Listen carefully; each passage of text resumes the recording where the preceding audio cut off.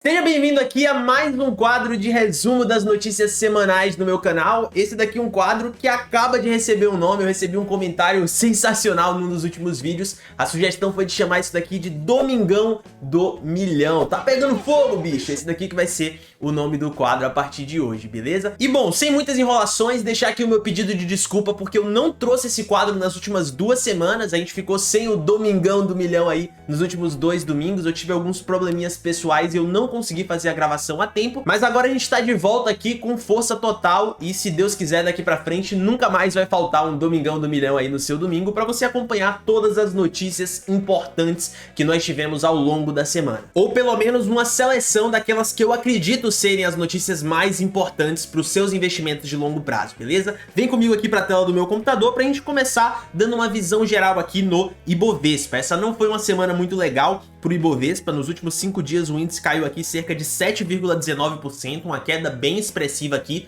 Como eu falo o tempo inteiro, essas quedas no longo prazo, elas são apagadas, não são tão relevantes, mas dentro desse universo microscópico de uma semana, cair 7% aqui é algo bem desastroso, porque foi uma semana bem desastrosa de fato. A gente teve muita confusão aqui, em especial na parte política do país, econômica, um monte de confusão aqui que a gente ainda vai conversar um pouquinho nesse vídeo. Mas enfim, o Ibovespa aqui realmente não tá tendo um ano muito legal. Desde o início do ano aqui, ele só caiu, despencou aqui quase 11%, né, 10,5% mais ou menos aqui, então não é algo muito legal. 2021 não tá sendo um ano muito bom pro Ibovespa, mas no longo prazo isso daqui não é muito preocupante pra gente. Tem que lembrar, nós somos investidores de longo prazo e não especuladores, então isso daqui não é motivo pra desespero pra gente, beleza? Mantém isso daí na sua mente. Eu sei que é difícil ver uma queda aqui de 10%, mas você se acostuma, você entende com o tempo que o seu foco tem que estar lá na frente, daqui a 20, 30 anos. Isso que é investir a longo prazo, é isso que eu prego aqui no canal. Essas quedas aqui de curto prazo, elas fazem parte do processo, isso daqui acontece de tempos em tempos. Mas vamos lá aqui então começar de fato as notícias da semana. A primeira notícia que eu trouxe aqui pra gente comentar foi uma aquisição que a Fleury fez. A Fleury comprou aqui por cerca de 384 milhões um laboratório lá em Pernambuco. O laboratório aqui se chama Marcelo Magalhães e tem 64 anos de história em medicina diagnóstica, que é aqui o foco de atuação da Fleury, com 13 unidades de atendimento na região metropolitana de Recife. A gente sabe que a Fleury tem uma estratégia bem ferrenha aqui de aquisições, é uma empresa que trabalha muito bem com isso, apesar de aquisições serem aqui movimentações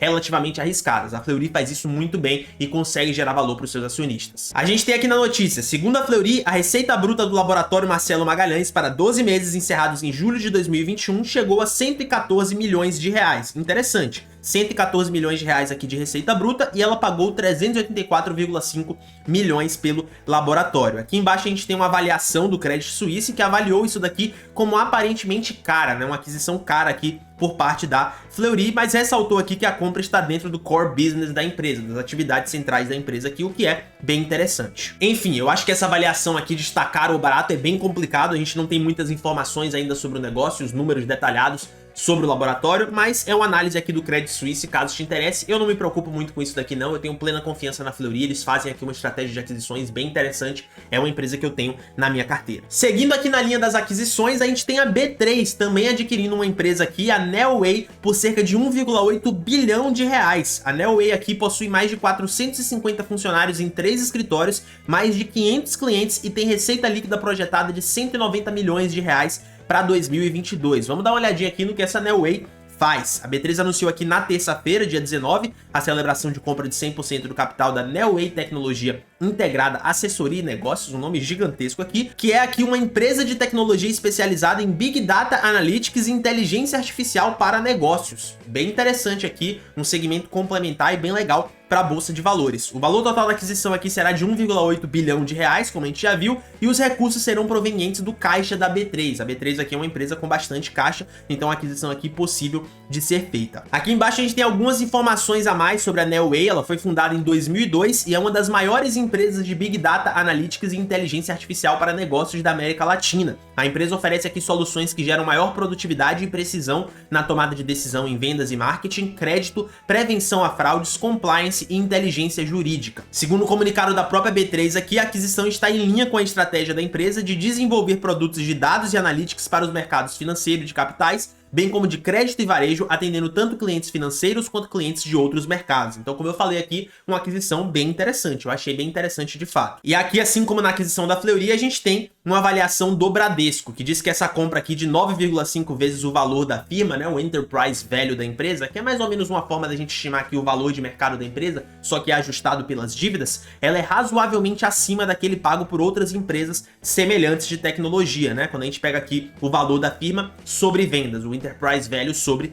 vendas. Mas ressaltou aqui o banco que a transação é positiva do ponto de vista qualitativo. Como eu falei, é muito difícil você fazer uma análise de aquisição ser cara ou barata. Eu confio também na B3 aqui, acho que é uma empresa que tem bastante competência para fazer essa estratégia de aquisições. Seguindo aqui na linha de aquisições e agora no caso alienação, a gente tem uma notícia sobre a EDP, a NBR3, que também é uma empresa que eu tenho na minha carteira. Eu já gravei um vídeo aqui pro canal falando que eu acho que é uma das 3 melhores empresas do setor de energia que a gente tem no Brasil. E a EDP aqui alienou 3 lotes de transmissão. Ela alienou aqui os ativos EDP Transmissão lote 24, EDP Maranhão 1 lote 7 e EDP Maranhão 2 lote 11, totalizando aqui 439 km de extensão de linhas de transmissão. Bem interessante aqui a notícia pra gente dar uma olhada. O contrato foi assinado aqui na terça-feira também, um contrato de compra e venda com uma empresa detida pela Actis Assessoria e Investimentos. Aqui a notícia lista pra gente os 3 ativos que foram alienados, com a receita anual permitida, a RAP que a gente chama aqui, de cerca de 131 milhões de reais. Se você não sabe o que é RAP, assiste o vídeo que eu vou colocar no card aqui sobre empresas de energia elétrica. Eu expliquei toda a dinâmica do setor elétrico para você entender como o segmento de geração,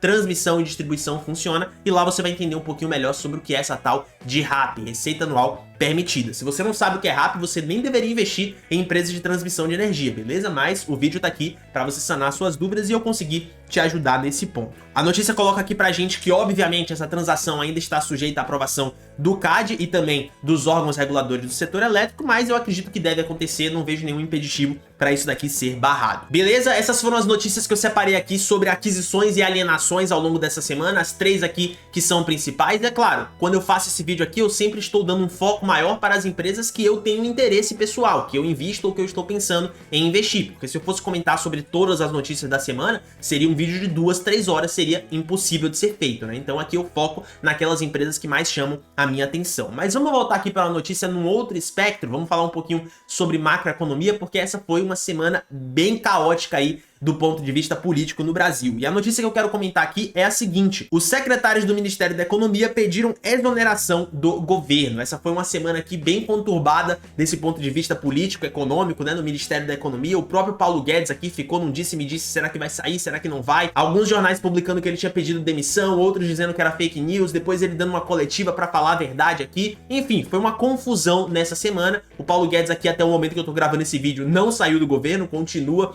lá. Mas essa notícia aqui dos secretários do Ministério da Economia, infelizmente é verdade e trouxe aqui uma instabilidade política gigantesca para o nosso país, por isso que inclusive o Ibovespa sofreu bastante na semana. A gente viu ali que nos últimos 5 dias ele despencou 7%, quase 8%, então vamos comentar um pouquinho sobre essa notícia aqui.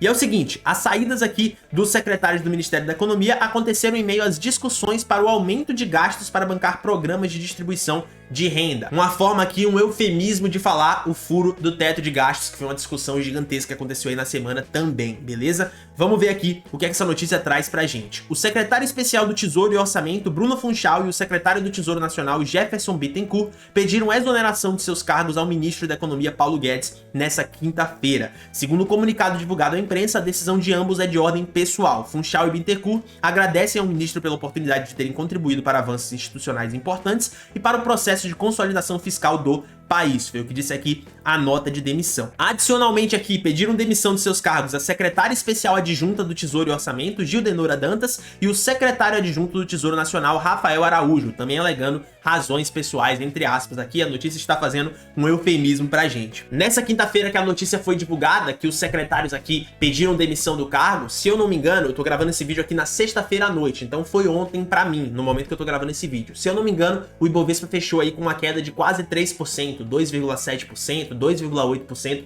alguma coisa assim, se a minha memória não está me enganando, o que novamente aqui é plenamente normal, está representando um incremento de incerteza, um incremento de risco no curto prazo. Sempre que a gente tem mais incerteza, mais caos político, instabilidade política, instabilidade econômica, a gente tem aqui um impacto nas bolsas de valores, beleza? Sempre que a gente tem um incremento de risco, é normal que as cotações do mercado caiam. E enfim, o eufemismo todo dessa notícia aqui, obviamente, esse razões pessoais que a notícia coloca entre aspas, está se referindo aqui ao furo do teto de gastos, que foi uma confusão gigantesca aí. O Paulo Guedes foi muito atacado nessa semana por causa disso. Os secretários aqui se demitiram, muitos parabenizando inclusive a decisão dos secretários por eles não aceitarem fazer parte desse furo de teto de gastos, o que realmente é um grande absurdo aqui para a política fiscal do nosso país, mas enfim, é o que está acontecendo. Vamos conversar um pouquinho sobre o ponto que importa, que é os nossos investimentos. Deixa esse papo de política e economia chato pra lá, né? Deixa a galera do Twitter discutir isso daí. Vamos entender qual que é o impacto disso daqui nos nossos investimentos. Num curto prazo, é óbvio que esse impacto é negativo,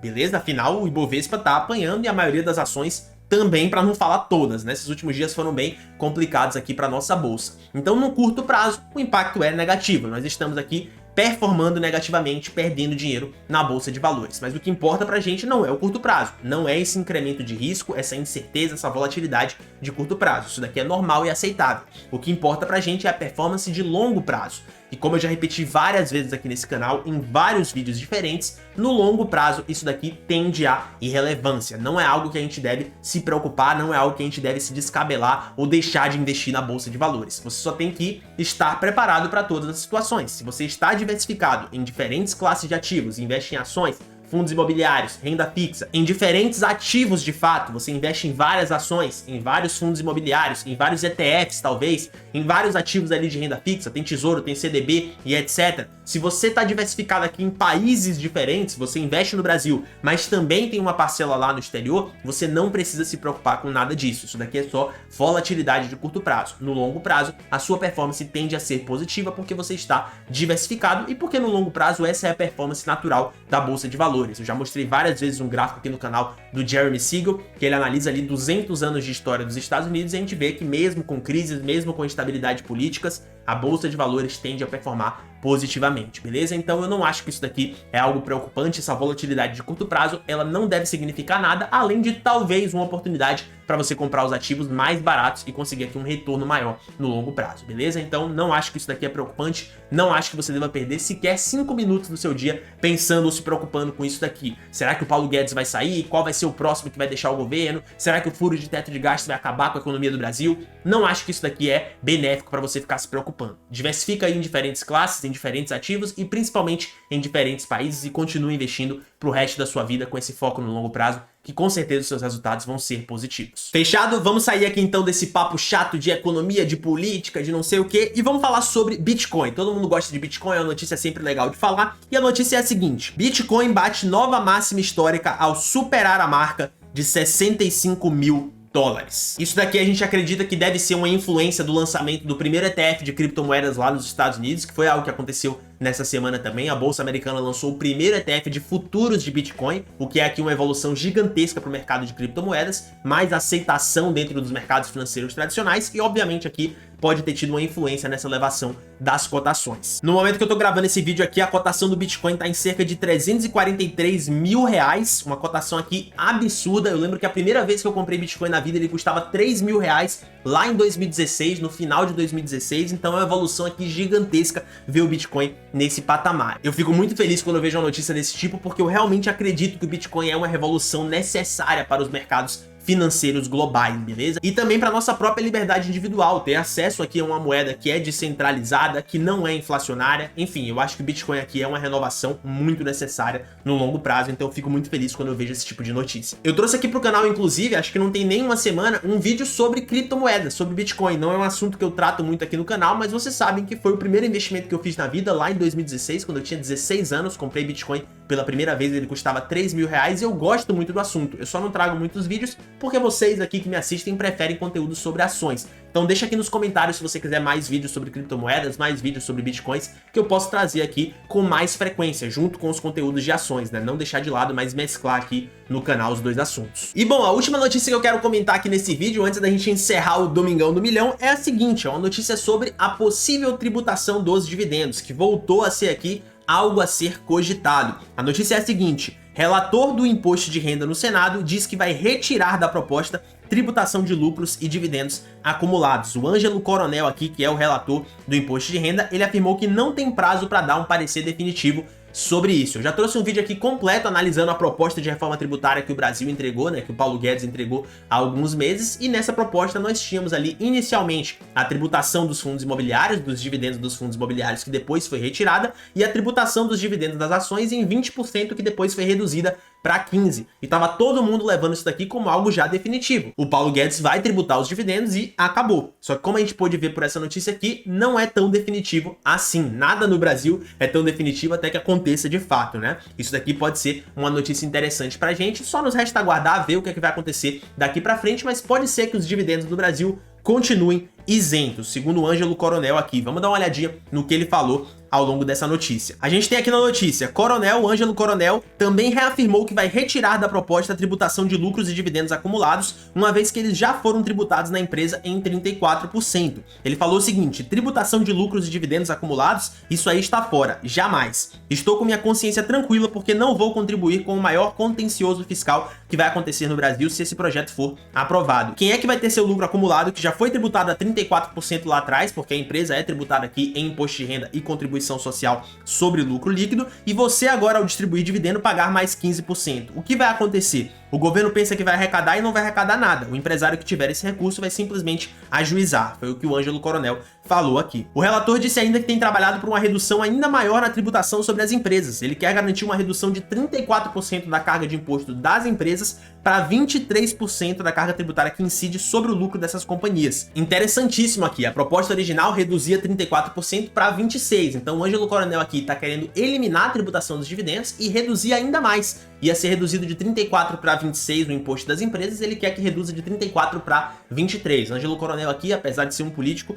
tá sendo um grande herói para nós investidores. E ele continuou dizendo aqui o seguinte: hoje eu fiz uma conta com alguns técnicos para taxarmos os dividendos, não os acumulados, os dividendos novos, se a gente reduzisse ainda o imposto para 23%, que é a proposta dele. Ele disse que fazendo isso fechava a conta o dividendo a 15%. Se conseguisse reduzir aqui de 26, que é a proposta atual, para 23, aí pode passar os dividendos. Mas a 26 aqui, ele diz que não passa os dividendos, não. Ele diz aqui que reforma na ótica dele é para diminuir, para melhorar. No caso, se reduzisse aqui de 26 para 23 e passasse os dividendos. Reforma para empatar fica como está, que é aquilo que ele julga ser a reforma atual, ficar aqui em 26 a carga das empresas e 15% de dividendo. Segundo o Coronel aqui, ele inclusive já recebeu sinal verde para um corte de 23%. Muito interessante aqui. Pode ser que as empresas venham a pagar ainda menos imposto do que a reforma tributária original. E ele finalizou aqui falando sobre os seus colegas, né? Eles continuam amuados que tem que taxar o dividendo acumulado, e isso para mim é inegociável. Eu espero que esse inegociável seja de verdade, né? Que realmente não haja negociação e os dividendos continuem isentos. Seria aqui uma notícia sem dúvidas muito interessante para nós investidores, mas só nos resta aguardar, sem desesperos, como eu falo o tempo todo. Não tem por que se preocupar com algo que não aconteceu ainda. A galera tava se desesperando aqui com a possível tributação dos dividendos, pode ser que eles continuem isentos. Para você ver aqui, a notícia saiu essa semana, quem se preocupou lá atrás estava perdendo tempo. Não tinha por que estar se preocupando, porque essa notícia aqui pode anular toda a preocupação que eles já tiveram. Beleza? Então essas daqui foram as notícias da semana. Eu vou encerrando aqui o nosso Domingão do Milhão por aqui. Se você gostou desse vídeo, mais um vídeo aqui desse quadro, não esquece de deixar o seu like aí embaixo e se inscrever no botão vermelho para apoiar o meu trabalho, dar uma força pro meu conteúdo, o YouTube conseguir entregar isso daqui para mais pessoas e também para você passar a receber as notificações de todos os meus próximos vídeos. Aqui na descrição eu vou estar deixando todos os meus links do meu Instagram para você me seguir por lá e o do Diário do Milhão, que é a minha escola de investimentos de longo prazo, para você conhecer e aprender um pouquinho mais sobre investimentos, principalmente em ações na bolsa de valores. E aqui na tela eu vou estar colocando um outro vídeo que eu já trouxe para o canal de muita qualidade, que eu tenho certeza que você vai gostar e é a minha recomendação para você assistir na sequência, beleza? Eu sou o João Marinho, esse daqui é o Diário do Milhão e eu vejo você no próximo vídeo.